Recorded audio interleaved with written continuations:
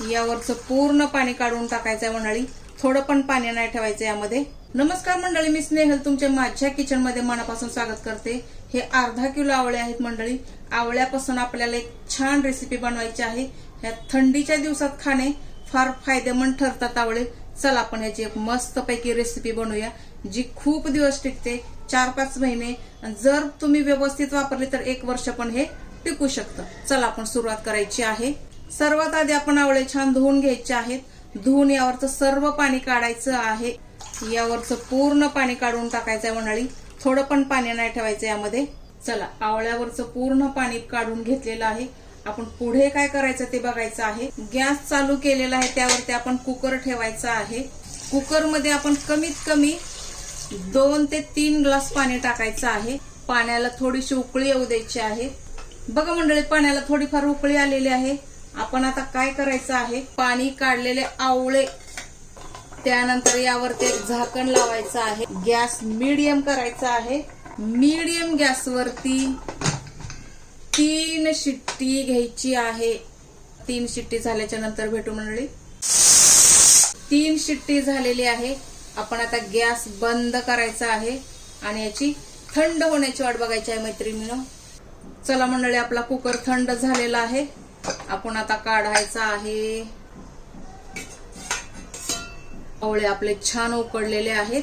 बघा, आपोआप पूर्ण निघत आहेत. हे थोडंसं थंड झालं की आपण आवळे हे पूर्ण सोलून घेऊया. आपले आवळे पूर्णपणे थंड झालेले आहेत. आपण आता हे पूर्ण काढून घेऊया.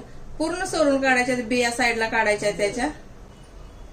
हे आपोआप निघलं जातं. ह्याच्या बिया काढून घेऊ आपण. सर्व असं काढून घेऊया. ह्याला अजिबात चाकूची वगैरे गरज नाही किंवा कापायची पण गरज नाही. पूर्ण हाताने व्यवस्थित हे निघलं जातं. हे बघा असं. हे अर्धा किलो आवळे आहेत मंडळी. सर्व सोलून घेऊया. हे बघा मंडळी, हे सर्व आपण काढून घेतलेलं आहे. गॅस मीडियम करायचा आहे.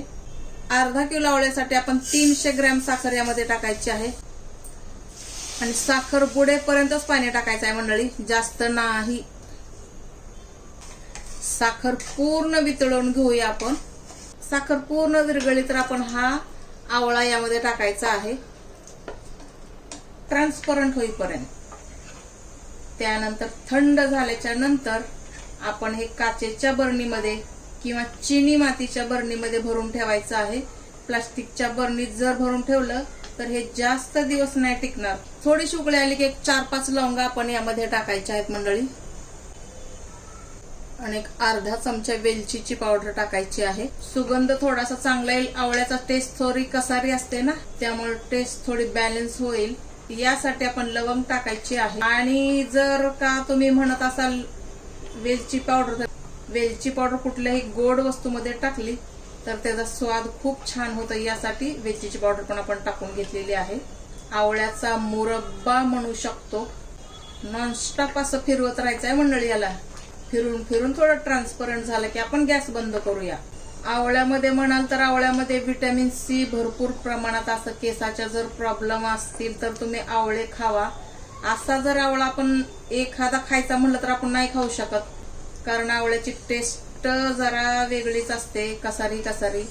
आणि जर समजा आपण असे आवळ्यापासून पदार्थ बनवून खाल्ले तर ते खाऊ शकतो, पण गोड जास्त करू नये, साखर जास्त टाकू नये. हे पण तेवढंच आपल्याला लक्षात घ्यायला लागेल. हे बघा मंडळी, आवळा आपला पूर्ण ट्रान्सपरंट झालेला आहे. 10 ते 12 मिनिटाच्या वर झाला असेल. आपण आता काय करायचं आहे, गॅस बंद करायचा आहे आणि हे थंड होण्याची वाट बघूया. थंड झाल्याच्या नंतर आपण बरणीत भरून ठेवूया. जास्त जर शिजवलं तर काय होईल मंडळी माहितीये का, जी साखर बनेल ते आपल्याला नाही करायचंय. चासणी 1 तारी चासणी पाहिजे ही अशी. हे बघा, चासणी 1 तारी होईपर्यंतच याला शिजवायचं आहे मंडळी. जास्त पण नाही शिजवायचं, नंतर काय होईल, त्याची साखर बनेल. चला गॅस बंद करूया आणि थंड होण्याची वाट बघूया. हे बघा मंडळी, आपला मुरब्बा चांगला थंड झालेला आहे. बघा, सर्व पाणी यामधलं सुकलेलं आहे किंवा चासणी एकदम गाढी झालेली आहे, थिक झालेली आहे. आपण आता बरणीमध्ये भरून ठेवायचं आहे. मग अशा एका चिनी मातीच्या भांड्यामध्ये भरून ठेवायचं किंवा असं काचेच्या बरणीमध्ये भरून ठेवायचं. जसं तुम्हाला योग्य वाटेल तसं. चला मंडळी, व्हिडिओ आवडला असेल तर नक्कीच लाईक करा, शेअर करा, सबस्क्राईब करा. भेटूया आपण नेक्स्ट रेसिपी सह. तोपर्यंत स्वस्त रहा, मस्त रहा, सर्वात महत्वाचं हेल्दी रहा मंडळी.